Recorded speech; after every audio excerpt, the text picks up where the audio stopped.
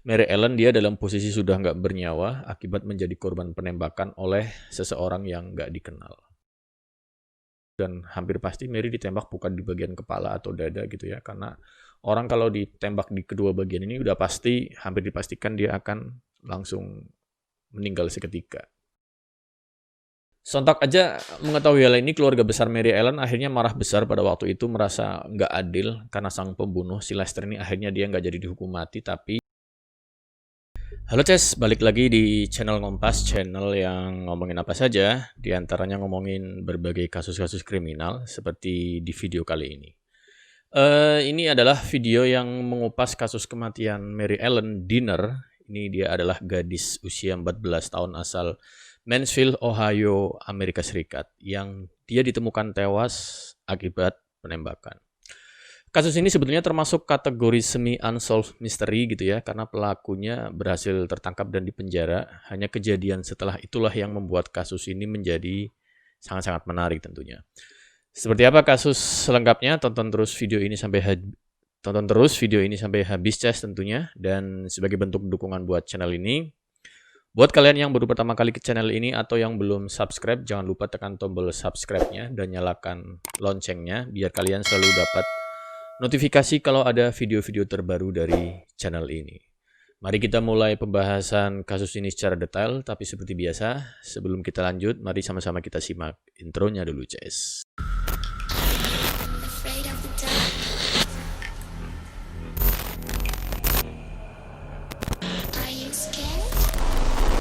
Pada tahun 1965, ada seorang gadis bernama Mary Ellen Diner. Pagi itu dia emang lagi bersepeda dan main di taman gitu. Diceritakan kalau Mary Ellen ini dia berasal dari keluarga dengan 7 anggota keluarga, di mana keluarga ini tinggal di Mansfield, Ohio, Amerika Serikat.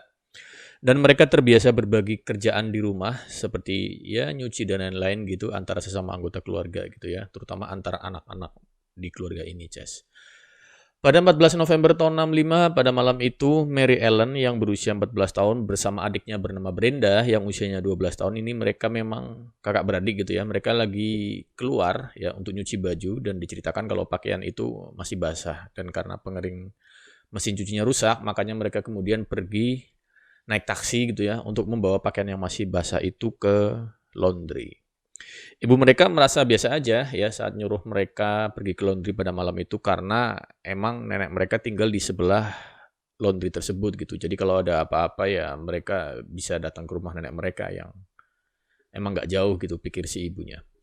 Mereka berdua tiba di tempat laundry dan mengeringkan pakaian dan ternyata mereka kehabisan uang receh pada saat itu. Lalu Mary Ellen pergi ke tempat laundry yang lain untuk mendapatkan uang receh. Dan Mary Ellen butuh waktu sekitar 5 menit gitulah dengan berjalan kaki untuk bisa sampai ke tempat laundry yang lainnya itu. Yang memang terhitung ya jatuhnya tetap masih dekat gitu dengan rumah sang nenek. Setelah ditunggu-tunggu, ternyata Mary Ellen nggak kunjung datang juga ke tempat laundry yang pertama gitu ya. Dan akhirnya Brenda, sang adik ini pergi ke rumah sang nenek untuk ngasih tahu kalau Mary ini lagi pergi nyari uang receh dan belum balik-balik nih sampai sekarang. Akhirnya neneknya nyuruh Brenda ini untuk tetap tinggal di rumah neneknya, biar neneknya aja yang pergi nyari Mary ke tempat laundry yang kedua. Saat neneknya menuju ke tempat laundry yang kedua, di mana Mary Ellen tadi dia bilang mau ke sana buat nyari duit gitu ya, nyari duit receh, sang nenek melihat ada petugas kepolisian di tempat itu. Akhirnya sang nenek melihat Mary Ellen dia dalam posisi sudah nggak bernyawa akibat menjadi korban penembakan oleh seseorang yang nggak dikenal. Luka tembak pertama berada di bagian atas dan luka tembak kedua berada di bagian bawah tubuhnya gitu. Dan berdasarkan luka tembak yang ditemukan di tubuh Mary Ellen, ini polisi dia bisa memastikan berapa kaliber pistol yang dipakai pelaku, karena di lokasi juga ditemukan adanya peluru yang dipakai untuk menembak. Berikutnya polisi mulai mendatangi semua toko yang menjual senjata api di Mansfield, Ohio gitu ya. Polisi kemudian sampailah di salah satu toko bernama Diamond Hardware di Jalan South Diamond. Mereka melihat ada sebuah pistol yang cocok dengan deskripsi mereka tentang peluru yang tadi ditemukan di TKP yang digunakan pelaku untuk menembak Mary. Pistol itu dibeli oleh seseorang bernama Lester Eubank kemudian polisi segera memburu Lester ke semua tempat tentunya, dan esok paginya berdasarkan info dari seorang informan ada yang melihat Lester Eubank di area tersebut semalam ya, di tempat kejadian dia melihat ada Lester di situ gitu. Disebutkan kalau Lester ini dia pria yang cukup aneh, dan menurut pengakuan adik Mary ya, Lester ini dibilang penyendiri dan dia selalu membawa semacam ruyung gitu ya, sejenis stick karate yang kalau kalian lihat film-filmnya Bruce Lee itu dipakai sama dia gitu ya. Dan Lester selalu mainkan ruyungnya tadi ya setiap kali dia keluar rumah. Lester sendiri dia memang besar di Mansfield, secara fisik dia emang tergolong pria tampan dan konon katanya banyak juga cewek yang suka sama dia gitu. Diceritakan juga kalau Lester ini dia dengan mudah dia bisa masuk kemanapun, dan oleh pihak otoritas di sana sebetulnya dia udah dicap sebagai predator seksual sebetulnya. Sebelumnya dia emang pernah ditangkap 2 kali karena kejahatan seksual, dan pada saat pembunuhan dia bebas karena dia bisa menyerahkan uang jaminan atas upaya pemerkosaannya. Jadi dia emang ya residivis lah bisa dibilang gitu ya. Dan seharusnya emang Lester nggak dilepas dari tahanan gitu, nggak berkeliaran gitu ya. Minggu pagi berikutnya, petugas kemudian menjemputnya dan membawanya ke kantor polisi, dan Lester ini dia ngaku sebagai pelaku yang melakukan penembakan kepada Mary Ellen, dan bahkan pengakuan dia disertai dengan jawaban yang sangat rinci soal aksi penembakan yang dilakukan oleh dia pada malam itu. Malam itu Lester memang dia lagi nongkrong di area itu, dia melihat Mary kemudian menangkap dan menariknya ke belakang sebuah rumah gitu ya. Saat itu Mary emang berteriak, tapi Lester kemudian membungkam mulut Mary, dan akhirnya Lester menembak Mary sebanyak 2 kali. Dan otomatis teriakan Mary berhenti kan ya. Kemudian Lester meninggalkan Mary begitu aja dan dia pulang ke apartemennya. Ini agak sadis juga dia ya. Kemudian Lester ini dia berganti pakaian dan kemudian dia joget-joget di apartemennya gitu ya. Dan dalam perjalanan ke pusat kota, Lester kemudian dia sempat mampir ke TKP dan dia ngelihat Mary Ellen ini masih menggeliat kesakitan. Artinya Mary Ellen belum meninggal pada waktu itu, dan hampir pasti Mary ditembak bukan di bagian kepala atau dada gitu ya. Karena orang kalau ditembak di kedua bagian ini udah pasti, hampir dipastikan dia akan langsung meninggal seketika. 45 menit berikutnya Mary sudah terlihat belum meninggal, dan Mary berusaha untuk minta tolong, tapi yang datang tentunya adalah Lester pada malam itu dengan membawa batu bata yang tentunya tujuannya untuk menghabisi Mary gitu ya. Besok harinya detektif datanglah ke rumah Mary dan memberitahu maksud kedatangan mereka adalah untuk mengabarkan siapa pelaku penembakan terhadap Mary. Pada saat itu Ibu Mary dan Brenda seketika emang langsung shock mendengar kabar itu gitu ya. Berikutnya kita bakal bahas situasi di gedung pengadilan wilayah Richland ya, tepatnya pada Mei 1996. Persidangan atas kasus pembunuhan Mary dengan terdakwa adalah Lester tentunya. Ini persidangan memang dilakukan beberapa kali dan pihak keluarga selalu hadir dalam setiap persidangan itu ya, dengan tujuan tak lain ya untuk memperlihatkan kepada terdakwa bahwasanya Mary punya banyak keluarga dan orang-orang terdekat yang akan selalu mendukung upaya untuk keadilan atas kematian dia. Di persidangan, Lester kelihatan sama sekali nggak menunjukkan penyesalan atas tindakan dia yang sudah menghabisi Mary gitu ya, dan dia emang mengakui tindakan kejahatannya itu. Juri atau hakim di pengadilan kemudian menjatuhi Lester dengan hukuman mati gitu ya. Lester kemudian dimasukkan ke dalam sel atau penjara di Ohio yang terletak di pusat kota Columbus ya, sambil menunggu proses eksekusi hukuman matinya. Waktu itu Lester bahkan dijuluki sebagai seniman sel hukuman mati karena dia emang suka ngelukis di dalam sel penjara, yang terbilang aneh juga sebetulnya ya, karena gimana mungkin seorang terpidana hukuman mati dia bisa mendapat fasilitas boleh melukis di dalam selnya, dan ya ini yang jadi keanehan sih menurut saya. Eksekusi kematiannya bahkan sempat ditunda sampai 3 kali tanpa alasan yang nggak jelas sama sekali gitu ya. Sampai kemudian eksekusinya ditunda karena pada tahun 1972 emang hukuman mati dihapuskan ya dan diganti dengan hukuman seumur hidup sebagaimana keputusan Mahkamah Agung pada waktu itu gitu. Dengan alasan katanya hukuman mati merupakan tindakan sewenang-wenang. Jadi ya seluruh terpidana mati pada saat itu eksekusinya dibatalkan dan diganti dengan hukuman seumur hidup. Bukan cuma untuk Lester aja, tapi emang untuk semua terpidana hukuman mati pada saat itu gitu. Sontak aja mengetahui hal ini, keluarga besar Mary Ellen akhirnya marah besar pada waktu itu, merasa nggak adil karena sang pembunuh si Lester ini akhirnya dia nggak jadi dihukum mati tapi diganti dengan hukuman seumur hidup. Dan ya ini yang memang masih membuka peluang untuk suatu saat si Lester bisa bebas ketika Lester nantinya dia dianggap berperilaku baik selama dia di penjara. Biasanya kan gitu kan ya. Karena hukuman mati dihapuskan, akhirnya Lester dia dipindahkan ke penjara umum, nggak lagi di penjara hukuman mati gitu ya, bukan di sel hukuman mati lagi gitu. Di penjara umum inilah Lester dia selalu berpenampilan rapi dan itu menjadikannya dia ya terlihat seperti orang baik gitu. Padahal ya tentu aja enggak ya, karena jelas-jelas dia adalah seorang terpidana atas kasus pembunuhan.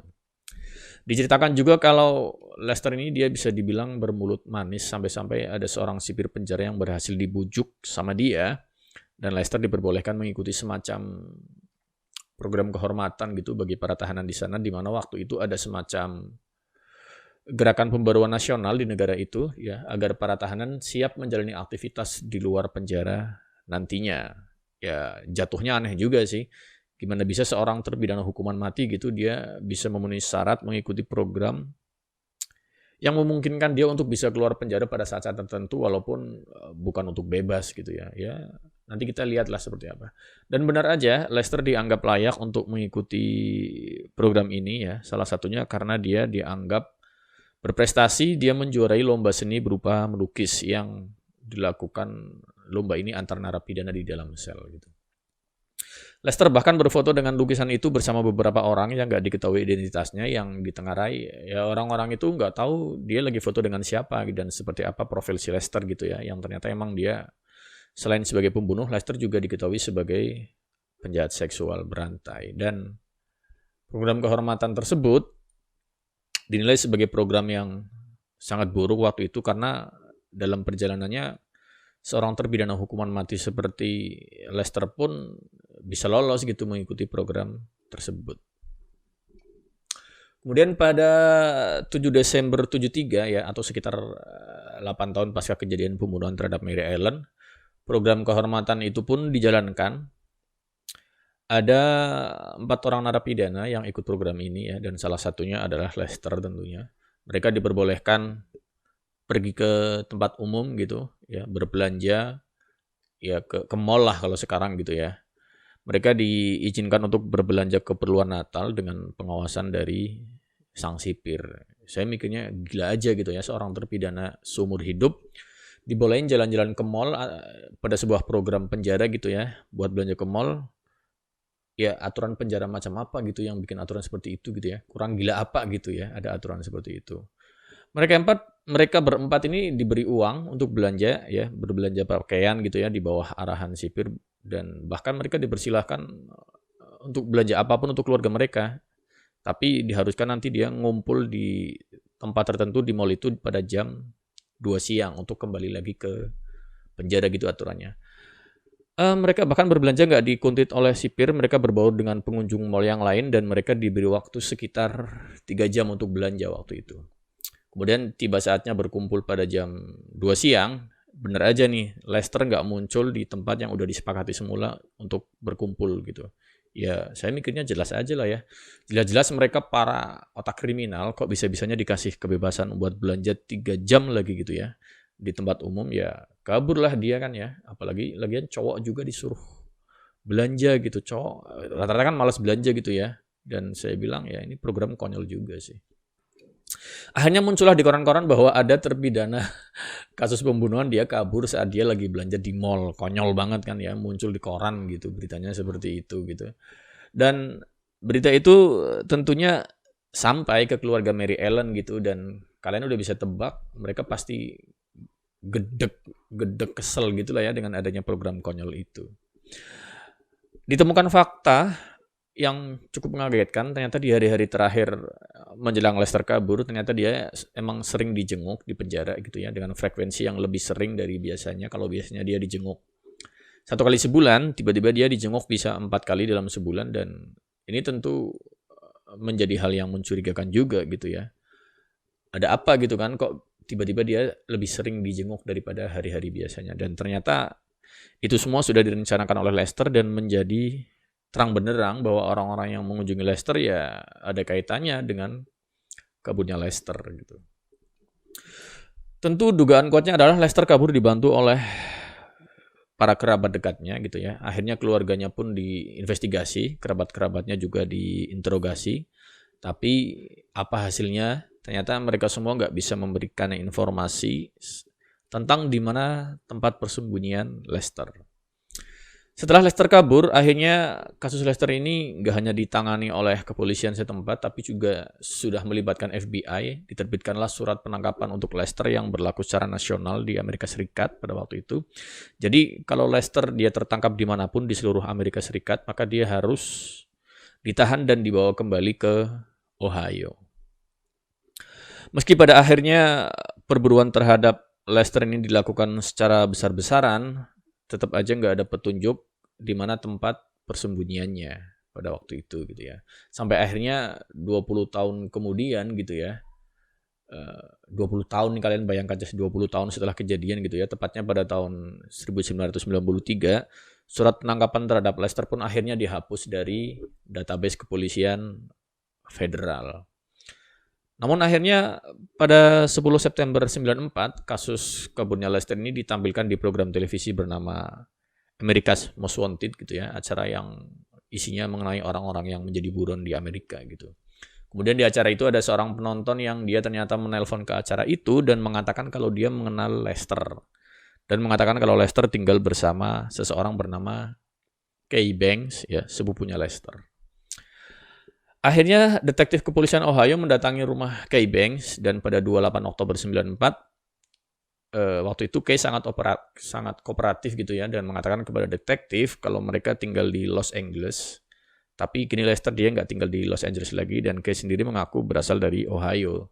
Ternyata foto Kay memang termasuk salah satu dari beberapa foto yang terpajang di dinding sel penjara Lester saat dia masih di penjara. Karena pada saat Lester masih di penjara, Kay emang sering berkomunikasi dengan Lester waktu itu.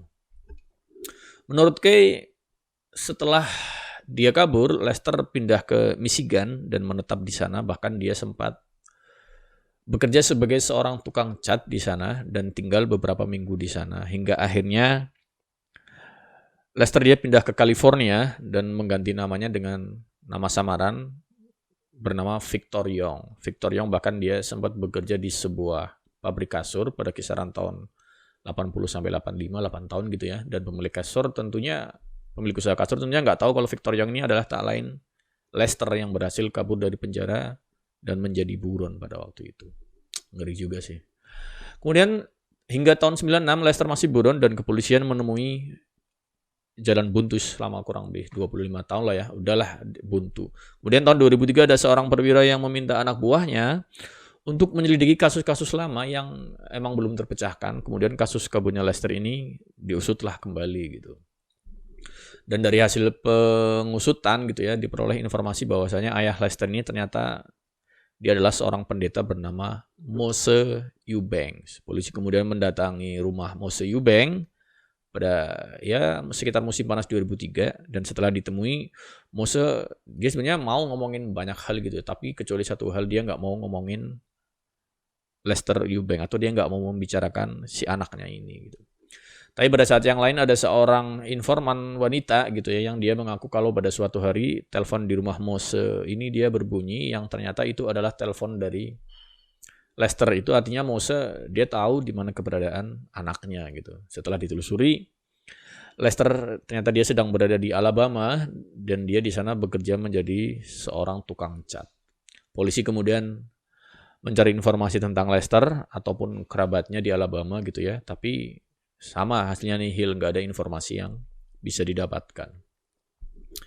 Akhirnya pihak kepolisian mencari informasi catatan telepon antara Mose dan Lester gitu ya, dan hasilnya ada beberapa panggilan telepon gitu beberapa kali pada rentang waktu itu. Dari hasil penelusuran percakapan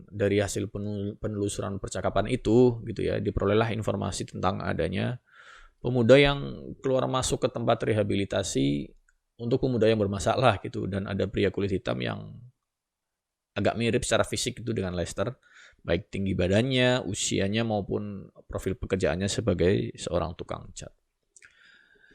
Pria itu dia nggak punya SIM, dia juga nggak bisa nyetir kendaraan, dan nomor kartu jaminan sosialnya atau social security number-nya juga palsu gitu. Dan polisi berkesimpulan kalau pria berkulit hitam itu kemungkinan besar adalah Lester. Dan anehnya, pria kulit hitam yang diduga Lester itu dia sudah pergi beberapa bulan sebelumnya, sebelum pihak kepolisian berhasil melakukan penyelidikan gitu. Dan kasus ini menjadi salah satu kasus ketimpangan hukum terbesar di Amerika Serikat waktu itu. Kemudian pada Juli 2018, Lester Eubank dimasukkan ke dalam daftar 15 buronan yang paling dicari, karena emang sampai hari ini pun kasus kaburnya Lester Eubank ini dia masih belum terpecahkan gitu. Oke, Ces. Itu dia kasus kematian Mary Ellen Diner yang dihabisi oleh Lester Eubank, yang dia sendiri masih buron sampai hari ini, karena di 2018 dia disebut sebagai salah satu dari 15 orang yang paling buron, yang paling dicari gitu ya. Kalau kalian suka dengan video ini, jangan lupa berikan like, share, dan jangan lupa subscribe channel ini pastinya.